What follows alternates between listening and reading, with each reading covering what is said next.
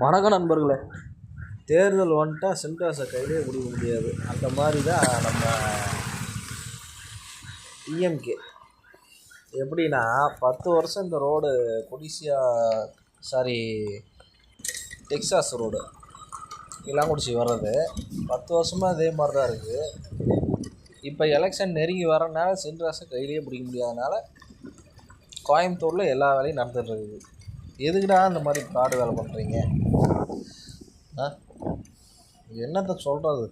ரோடை பாருங்கள் மக்களே, ஃபுல்லாக போகவே முடியல. அந்தளவுக்கு ஜல்லி போட்டு 2 மாதம் ஆகுது, அப்படியே வச்சுருக்காருங்க. எதுக்கு தான் இந்த மாதிரி பண்ணுறாங்கன்னே தெரியல. ரொம்ப ரொம்ப மோசமாக இருக்குது. பாருங்கள் எப்படி எல்லாம் போகிறாங்கன்னு. பார்த்து வாக்களியுங்கள் 2026. ஆமாம்.